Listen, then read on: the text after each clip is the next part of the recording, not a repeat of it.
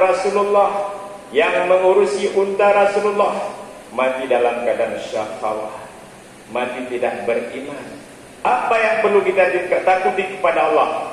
Tak takut-takut kita nyonyo mati tinggalkan iman. Di saat katanya udih mulia, di saat katanya dawa apa Allah, pada saatnya iman katanya dicabut. Banyak sekali faktor-faktor penyebab iman seseorang dicabut oleh Allah. Antara lain berkekalan dengan dosa-dosa, tidak pernah taubat kepada Allah, dan di antaranya dia hanya melihat zahir dunia. Tak kala kameng, kaku kameng etikat kameng mendak. Tak kala langit, yang nampak langit mendak. Tak kala manusia, yang ada adalah manusia mendak.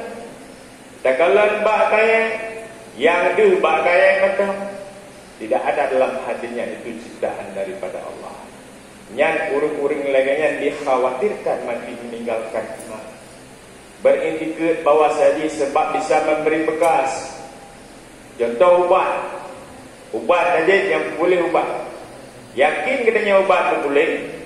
Yang KKP dikenal oleh para ulama. Juga dengan sebab makan atau minum. Makan mengenyangkan, minum menghilangkan haus, api yang menghanguskan. Itu bekas-bekas sebab-sebab dapat memberi bekas. Dikhawatirkan orang mati meninggalkan iman. Ini yang pertama, nasihat daripada Utsman bin Affan, sahabat Nabi. Dan yang kedua, min qibalil hafazah, takut kepada malaikat hafazah. Takut di saat di yaumil kiamah singa dibuka aib kekurangan-kekurangan katanya, apakah malaikat menulis sehingga amal yang tabalik, amalan-amalan jelek, sehingga singa huruf kiamat akan dibukakan catatan-catatan amal bagi kita yang boleh tak takut. Orang yang beriman sejati negeri Utsman bin Affan adalah orang yang khawatir jangan-jangan malaikat hafazah yang membawakan amal-amal manusia setiap hari akan dinampakkan kebanyakan amal-amal kejahatan. Ini yang kedua yang perlu kita khawatirkan, kaum muslimin hadirin jamaah Jumat yang dirahmati oleh Allah. Kemudian yang ketiga dipegang oleh Utsman bin Affan, min qibali syaitan, khawatir dan takut kepada syaitan. Sejarah telah membuktikan nenek buyutnya manusia Adam dikeluarkan daripada surga sehingga disuruh sujud di saat itu oleh Allah kepada Adam. Enggan dia sujud kepada Adam. Murka Allah, dikeluarkan syaitan daripada surga sehingga syaitan berjanji, ya Allah, mulai hari ini sampai hari kiamat aku akan menyimpangkan jalan, menggelincirkan manusia dari jalanmu kecuali orang-orang yang ikhlas. Nyo manung kena goda daripada syaitan laknatillah. Jadikan dia itu musuh. Inna syaitan adu wattakhidhu aduwan. Jadikan syaitan itu sebagai musuh. Pernah terjadi pada saat zaman Bani Israel, Sidroh Habib khusyuk tengah-tengah ibadat, kedengar berita bahwasanya ramai orang menyembah bak kaya. Bengeh dia habisnya bedah, ya ba baci, ya ba talo, ya minta empat bak kayanya. Kena rencana goyang, kena koh bak kaya. Di tengah-tengah perjalanan bertemu dengan syaitan yang menyerupai seorang abid berpakaian jubah putih. Tanya orang najak itu, bilung najak kau bak kayanya, habis sedih pun gara-gara bak kayanya. Ben najak kenal, kepun najak kenal. Duduk-duduk macam rumah hidup dekat Nabi. Engkau bukan seorang Nabi, kamu orang biasa, ahli ibadah. Bukan tugaskah yang nak kau bak kayanya? Anak kau, sehingga ditahan oleh syaitan. Upailah dia mula dengan telah mula berbulan. Kalau syaitan agak hidup bak ulet Nyo punya pupoh mati so kena bantu. Bele. Bele poh lu. Kena syaitan. Kamu musyawarah le. Sehingga bermusyawarah. Nyo bak kaya bele ko. Hido ni ku menjanji tip-tip ni bedah bengah nak peng 2 dinar. Lebih kurang 5 juta menyokeng tanyo. Nyat diung bantai ro nak peng 5 juta. Jadi dengan nak peng 5 juta je nak bersedekah. Dia bantu masjid, dia bantu tetangga, dia bantu anak yatim, dia bantu fakir miskin. Nyat kan ibadah je. Yang ketugah dah kau bak kaya ya. Kalau pikiran setan bak seorang abid. Sehingga dua. Betul. Leuro berturut-turut nak peng kau nyali 5 juta. Bang buka yang bantai, you bantai nak peng. Bau roh tu pun kahana lepeng.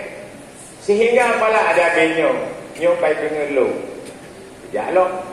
Pak tengok rauh rumpok lo lagi tuan lo. Dawa-dawa luai. Nyo kakak pengelung nyo. Yang kapegah nak peng nyo roh kebut hana lepeng banjara. Sehingga terjadilah pergulatan ini dua. Lalu habis. Sehingga kadang dibunuh oleh setan, kadang ipoh mati. Sehingga kira di habisnya, awal lo menang melawan setan. Nyo talu lo di banjara, gitu oleh setan. Awal kata tujuan engkau bak kaya ikhlas karena Allah. Tetapi nyo yang kedua kalinya engkau menebang pohon kayu karena dinar, karena uang. Itulah kita dalam hal ibadah. Ternyata sembahyang, tak puasa, atau berzakat atau beraji dan sebagainya, lebih-lebih solat. Supaya solat kita nyoba terima oleh Allah. Hadir hati dalam solat. Membesarkan Allah. Bena penyakit ria, bena penyakit muju. Yang insya Allah baru diterima ibadah oleh Allah. Itu yang ketiga.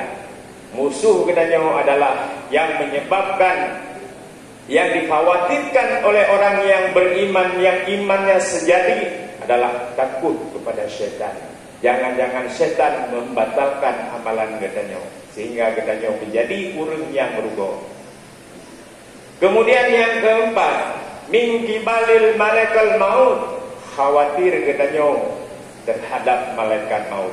Jangan-jangan atau kadang-kadang katanya tak bubut yang celaka, tak bubut yang murka di sini katanya ketarik nyawanya yang dia. Alhamdulillah menyawa dengar-dengar sambayang dicabut nyawa.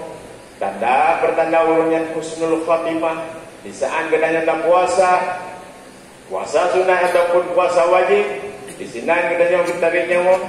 Tapi bayangkan seandainya katanya tengah berbuat maksiat, lalai kepada Allah. Taring cipnya mampu keterinya wong. Nauzubillah min dzalik. Mudah-mudahan katanya manduknya baik termasuk urang yang lalai, urang yang berbuat maksiat di saat-saat penghujung penghabisan kehidupan dunia ini. Kemudian tak kalah kehidupan katanya di kampung, di mana sering terdengar dalam situ juga. Bankana udah meninggal kepegat pengumuman ledeng kuimum inna lillahi wa inna ilaihi rajiun. Telah berpulang ke rahmat Allah saudara katanya Pulan bin Pulan. Poh sekian. Tanya masyarakat Al-Bukit. Yang agan dan yang minum dia tak takziah. Ya perame ya hibur. Selang pada muro atau 3 minggu kana di roti.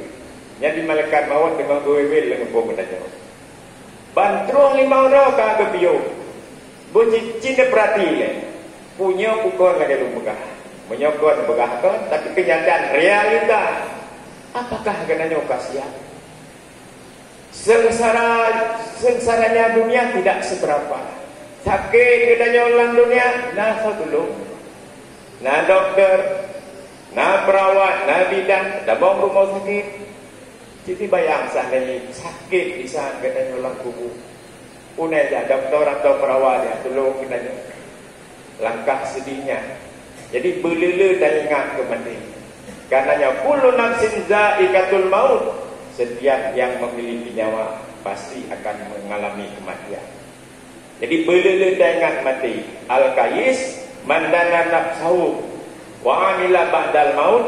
Urang cara mempegang Nabi, orang yang selalu berbuat kebaikan, selalu berbuat kebaikan di dunia dan mempersiapkan amal-amal yang diperlukan di saat mati. Itu yang keempat. Kemudian begalai Utsman bin Affan, orang yang beriman imannya sejati adalah min kibalil dunya, orang yang takut kepada dunia. Orang yang beriman sejati bagaimana takut dengan dunia, sedangkan dunianya kepuji oleh Allah Ta'ala. Dunia hana hina di hadapan Allah dan hana mulia di hadapan Allah, tergantung kepadanya. Bina penduduk kepadanya, penduduk Alu Bukit beriman kepada Allah, bertakwa kepada Allah, gampung Alu Bukit dan gampung yang mulia. Sebaliknya, ubina masyarakat hina, tidak berbuat taat, tidak takwa kepada Allah, yang ubina masyarakatnya hina di hadapan Allah. Jadi modal utama adalah takwa. Inna akramakum indallah atqakum. Sesungguhnya yang mulia di sisi Allah adalah orang yang takwa. Jadi beringat-ingat ke dunianya. Dunianya bukan tujuan. Dunianya adalah wasilah untuk menuju akhirat. Dunianya adalah tempat bercocok tanam negeri akhirat, mazra'atul akhirah, tempat beramal, tempat solat, tempat puasa. Kesempatan hidup cuma sekali. Nafas yang kita miliki cuma saja ada satu nafas. Nafas yang kadap lebih tak damau, nafas masa lalu yang tidak akan bisa dikembalikan. Nafas yang hidup sekarang yang tak hirup hidup, yang ke nafas katanya. Sementara nafas ukur gede, yang adalah harapan atau angan-angan apakah kita sampai kepada nafas kita yang akan datang. Beringat-ingat. Kemudian dipegah oleh Sayyidina Umar, orang yang beriman, imannya sejati, takut min ibalil ahyan wa ahli, takut kepada keluarga, takut kepada istri, takut kepada anak, takut kepada harta, takut kepada pangkat. Ibancara dan takut ke rumah. Kalau katanya orang kerja bangga melikut, kau benar maksud. Makna takut kepada istri, pegah li Allah ku anfusakum wa ahlikum nar. Jaga olehmu, takut olehmu daripada api neraka. You jaga katanya ahli, anak serta keluarga daripada api neraka. Jangan sebab anak menjadi sebuah laknat bagi tanyo. Anak yang menyebabkan tanyo masuk neraka. Jangan sebab istri dengan sebab itu juga masuk neraka, yang merupakan laknat. Juga dengan pangkat dan jabatan katanya menjadi penghuni neraka. Tapi sebaliknya, innal hasanata hasanatu ba'du. Sesungguhnya kebaikan adalah baik, kebaikan yang kekal yang kita bawa mati. Dengan sebab anda adalah investasi yang selalu berdoa di saat kita nyamali. Dengan sebab harta yang kalian dah kebah, harta yang telah tawakal, harta yang kalian dah sedekah, harta yang telah dah hibah, itulah yang menemani kita di alam kubur. Sering kita tengok sabda Nabi yang mengiringi jenazah macam. Yang pertama hartanya, yang kedua anaknya, keluarganya, yang ketiga amalnya. Yang